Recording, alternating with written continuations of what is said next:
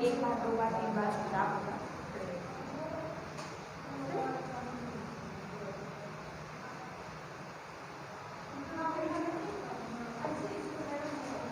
Good morning sir, आप सभी का आचार्य शताब्दी शिक्षा संस्थान की ऑनलाइन क्लास में स्वागत है।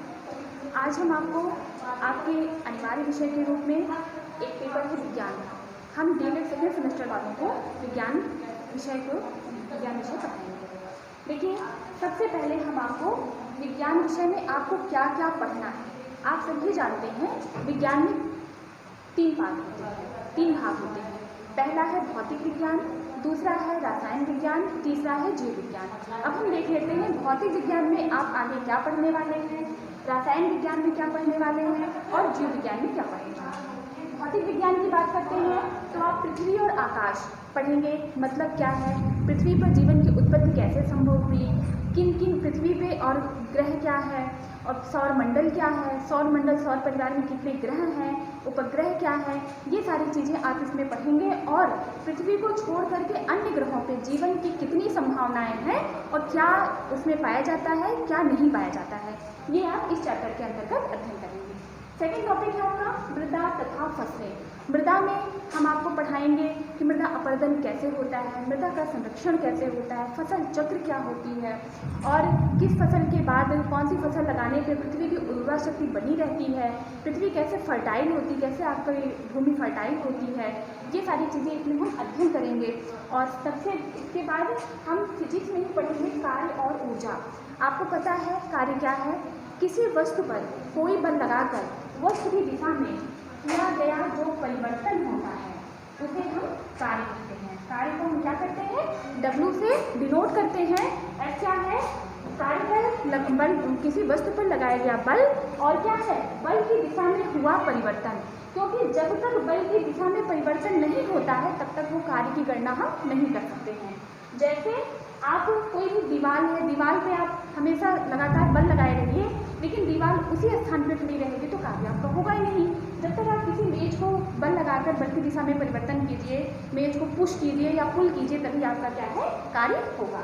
दूसरी चीज़ हम पढ़ेंगे ऊर्जा। ऊर्जा के अविनाशिता का सिद्धांत पढ़ेंगे, ऊर्जा के संरक्षण का सिद्धांत पढ़ेंगे, ऊर्जा के प्रकार पढ़ेंगे।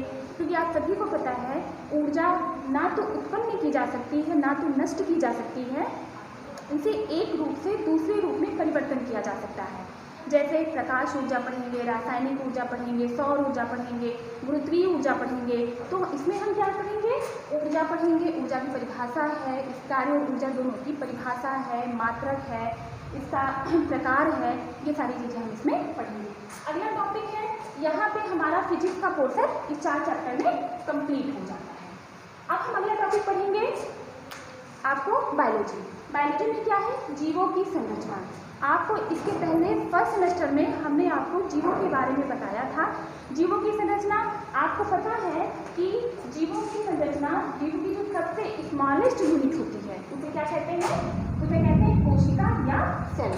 ठीक है, सेल क्या है, cell is the smallest unit of the body. ठीक है, इसे हम किसी भी जीव की क्रियात्मक और संरचनात्मक इकाई के रूप में जानते हैं। और जो ग्रुप ऑफ सेल्स होती है, सेल के अध्ययन को साइटोलॉजी के अंतर्गत सेल का अध्ययन करते हैं। इसके जो ग्रुप ऑफ सेल्स होती है उसे हम कहते हैं टिश्यू। लेकिन tissue group of similar cell होता है। ठीक है, अब यहाँ पे अगर सेल के टाइप की बात करते हैं तो सेल के जो कैरियोटिक सेल है, प्रोकैरियोटिक सेल है, इसको आप आगे हम अध्ययन कराएंगे, बताएंगे तो पढ़ाएंगे।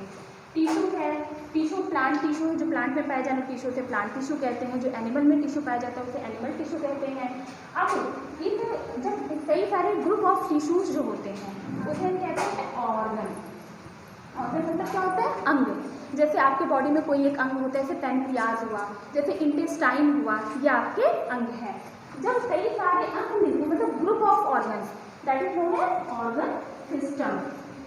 इसे क्या कहते हैं, ऑर्गन सिस्टम। ऑर्गन सिस्टम में ये सिस्टम में जैसे कि आपका डाइजेस्टिव सिस्टम है, नर्वस सिस्टम है, स्केलेटल सिस्टम है, ये सारे सिस्टम हैं, इसे कहते हैं ऑर्गन सिस्टम। और जब कई सारे ऑर्गन सिस्टम और प्रत्येक ऑर्गन सिस्टम किसी न किसी पर्टिकुलर क्रिया के लिए उत्तरदायी होता है, और कई सारे जो ऑर्गन सिस्टम होते हैं उसे कहते हैं ऑर्गेनिज्म, मतलब कि जीव। ठीक है। वही है जीवों की संरचना। स्टार्टिंग पॉइंट कहाँ से है? सेल से है, और कैसे हम बनते गए, ऑर्गेनिज्म हमारा होता गया। तो क्या है? Cell is the smallest unit of the body. Cell किसी भी बॉडी का, किसी भी जीव की सबसे छोटी इकाई है। इसके अंतर्गत हम पढ़ेंगे यूकैरियोटिक, प्रोकैरियोटिक के बारे में, और हम पढ़ेंगे कोशिका, एक कोशिकीय जीवों के आधार पर एक कोशिकीय जीव के बारे में, बहुकोशिकीय जीव के बारे में। ये सारी चीज़ें हम इस चैप्टर के अंतर्गत पढ़ेंगे। अगला क्या है? जीवन की क्रियाएं। देखिए, हर प्राणी को जीवन जीने के लिए विभिन्न प्रकार की क्रियाएं करनी पड़ती है। जैसे श्वसन करता है, सांस लेता है, श्वसन क्रिया जीवित रह करती है, जिसमें ऑक्सीजन अंदर जाता है, कार्बन डाइऑक्साइड बाहर निकाला जाता है। भोजन करता है, मतलब क्या है? पोषण होता है। भोजन के फलस्वरूप भोजन में प्राप्त, भोज्य पदार्थ में प्राप्त पोषक तत्व उसके शरीर को मिल जाना, वो भी एक सिस्टम के अंतर्गत किया जाता है। तो ये सब क्या है? श्वसन है, पोषण है, उत्सर्जन है, ये सब जीवन की क्रियाएं हैं, जो कि एक जीवित व्यक्ति को, चाहे प्लांट हो चाहे एनिमल हो, क्योंकि प्लांट भी लिविंग एनिमल है, लिविंग बॉडी है, और एनिमल भी लिविंग बॉडी है, तो इसको ये अपने जीवन जीने के लिए, जीवित रहने के लिए ये सारी क्रियाएं करना अत्यंत आवश्यक है। इसके बाद हम पढ़ेंगे मानव शरीर के अंग एवं कार्य। मैंने अभी आपको बताया, ऑर्गन के अंतर्गत मैंने पढ़ाया, जैसे लीवर है, इंटेस्टाइन है, पैनक्रियाज है, और इसके क्या कार्य हैं, इसका शरीर में क्या उपयोग है, और प्रत्येक कार्य का क्या महत्व है। जैसे अगर हम लीवर की बात करते हैं और इंटेस्टाइन की बात करते हैं, ये सब किसके अंतर्गत आता है? डाइजेस्टिव सिस्टम के अंतर्गत। डाइजेस्टिव सिस्टम कहाँ से स्टार्ट होता है? Start from mouth to anus, ठीक है। इसके सारे पार्ट हम पढ़ेंगे। फिर हम स्केलेटल सिस्टम के बारे में पढ़ेंगे। फिर हम ये सारी नर्वस सिस्टम के बारे में पढ़ेंगे, जो मैसेज पासिंग का कार्य करता है, तो उसके क्या कार्य हैं, कैसे होता है, ये सब चीज़ें हम इसके अंतर्गत शरीर के अंग तत्व एवं अंग एवं कार्य के अंतर्गत पढ़ेंगे। अगला टॉपिक है भोजन, स्वास्थ्य एवं रोग। भोजन का मतलब क्या है? भोजन में कौन, एक संतुलित आहार किसे कहते हैं? भोजन में कौन कौन से पोषक तत्व पाए जाते हैं? जैसे कार्बोहाइड्रेट हुआ, जैसे विटामिन हुआ, जैसे मिनरल हुआ, ये सारी चीज़ें, ये सब इसके अंतर्गत हम पढ़ेंगे। अगला टॉपिक है, यहाँ पे आपका बायोलॉजी पार्ट खत्म होता है। स्वास्थ्य है, एक स्वस्थ व्यक्ति को कैसा होना चाहिए, और रोग है, रोग में आप जानते हैं communicable disease, non communicable disease. अभी आप संक्रामक रोग किसे कहते हैं, असंक्रामक रोग किसे कहते हैं? संक्रामक रोग वो होता है जो एक रोगी व्यक्ति से स्वस्थ व्यक्ति की तरफ ट्रांसफर हो जाता है। असंक्रामक रोग वो होता है जो एक रोगी व्यक्ति से स्वस्थ व्यक्ति के साथ ट्रांसफर नहीं होता है। आजकल आपकी ऑनलाइन क्लासेस क्यों चल रही है? कोरोना डिजीज़ के कारण चल रही है, कोरोना वायरस से हुए डिजीज़ के कारण चल रही है। ये भी क्या है? ये भी संक्रामक रोग है, जो कि बहुतायत मात्रा में संक्रामक कर देता है। इसीलिए आप लोग अपने घर बैठे हैं, घर बैठ के ऑनलाइन क्लासेस ले रहे हैं। इसलिए आप सभी की पढ़ाई आना जाने से लॉकडाउन हुआ था। क्यों हुआ था? क्योंकि ये भी एक रोग के अंतर्गत आता है। इसमें रोग में हम बैक्टीरिया से होने वाले रोग, वायरसेस से होने वाले रोग, प्रोटोजोआ से होने वाले रोग, ये सारे रोग के बारे में पढ़ेंगे, जिसमें कि आप ये मान के चलिए जो कोरोना वायरस से होने वाले रोग को आप लोग सब देख रहे हैं, कितना भयानक है, इसके क्या कारण हो सकते हैं, कितना अंत तक जा सकता है ये। अब आगे देखिए, यहाँ पर हमारा बायोलॉजी पोर्शन खत्म होता है। अब हम केमिस्ट्री की तरफ चलेंगे, रसायन विज्ञान पढ़ेंगे, जैसे तत्वों का वर्गीकरण, परमाणु संरचना एवं संयोजकता। जैसे तत्व क्या है? सबसे पहले हम परमाणु, जैसे बॉडी की स्मॉलेस्ट, ऑर्गेनिज्म की स्मॉलेस्ट यूनिट कोशिका होती है, सबसे सूक्ष्मतम इकाई कोशिका होती है, वैसे किसी तत्व, किसी पदार्थ की सबसे सूक्ष्मतम इकाई क्या होती है? परमाणु होती है। परमाणु स्वतंत्र अवस्था में तो नहीं रह सकते हैं, किंतु रासायनिक अभिक्रिया में भाग ले सकते हैं। और जो अणु होते हैं वो स्वतंत्र अवस्था में तो रह सकते हैं, उनको तोड़ा नहीं जा सकता है, लेकिन किंतु किसी रासायनिक अभिक्रिया में भाग नहीं ले सकते हैं। और ये चीज़ है, तत्वों के बारे में पढ़ेंगे, परमाणु है, अणु है, परमाणु संरचना क्या है, परमाणु संरचना, उसका परमाणु का वर्गीकरण कैसे होता है, जैसे एक परमाणु अणु, दो परमाणु अणु, त्रिपरमाणु अणु, ये सारी चीज़ें, सम परमाणु अणु, विषम परमाणु अणु, ये सारी चीज़ें हम पढ़ेंगे। और परमाणु संरचना आप जानते हैं, किसी भी परमाणु के नाभिक में प्रोटॉन होता है और न्यूट्रॉन होता है। प्रोटॉन धनावेशित होता है, न्यूट्रॉन न्यूट्रल होता है, उस पर कोई आवेश नहीं होते हैं। इसी कारण जो नाभिक होता है हमेशा धनावेशित होता है। इलेक्ट्रॉन विभिन्न कक्षाओं में इसके चारों ओर चक्कर लगाता रहता है। अगर आप कक्षा की बात करते हैं, इस कक्षा का नाम है K cell, L cell, M cell और N सेल, ठीक है।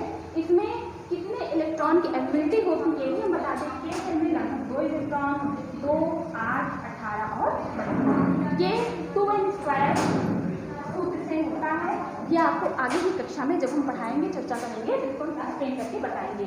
संयोजकता आप जानते हैं, प्रत्येक तत्व अपने नियरेस्ट इनर्ट गैस के समान इलेक्ट्रॉनिक विन्यास प्राप्त करना चाहता है। मीन्स कि प्रत्येक तत्व अपना अष्टक पूरा करना चाहता है और वो अष्टक पूरा करने के लिए कुछ इलेक्ट्रॉन त्यागता है, कुछ ग्रहण करता है, कुछ इलेक्ट्रॉन की साझेदारी करता है। उसी को उस तत्व की संयोजकता कहते हैं। फॉर एग्जाम्पल जैसे सोडियम है, आप पिछली कक्षा में पढ़ चुके हैं कि एक किस तत्व का परमाणु क्रमांक कितना होता है, वो आप एक बार रिवीजन कर लीजिएगा। सोडियम है, इसका परमाणु क्रमांक 11 है। अगर इसको हम इस तरीके से वितरित करेंगे तो 2, 8, 1 आएगा। 1 क्या है, अगर 8 तक इसका अष्टक पूरा हो जाता है, 1 इलेक्ट्रॉन ये त्याग देगा। तो कहने का अर्थ क्या है, सोडियम का जो संयोजकता है वो 1 हो जाएगी। ठीक है, तो संयोजकता परिभाषा क्या हो गई, प्रत्येक तत्व अपना अष्टक पूरा करने के लिए जितना इलेक्ट्रॉन लेता है, जितना इलेक्ट्रॉन देता है अथवा जितने इलेक्ट्रॉन की साझेदारी करता है, उसे उस तत्व की संयोजकता कहते हैं। संयोजकता 3 प्रकार की होती है, वैद्य संयोजकता, सहसंयोजकता, उपसहसंयोजकता। ये सारी चीज़ें हम आपको जब संयोजकता की क्लास चलेगी तब आपको एक्सप्लेन करके पढ़ाएंगे। अगला टॉपिक है पास पड़ोस में होने वाले परिवर्तन। आप सभी जानते हैं परिवर्तन क्या होता है। परिवर्तन नियमित भी हो सकता है, अनियमित भी हो सकता है, भौतिक परिवर्तन होता है, रासायनिक परिवर्तन होता है।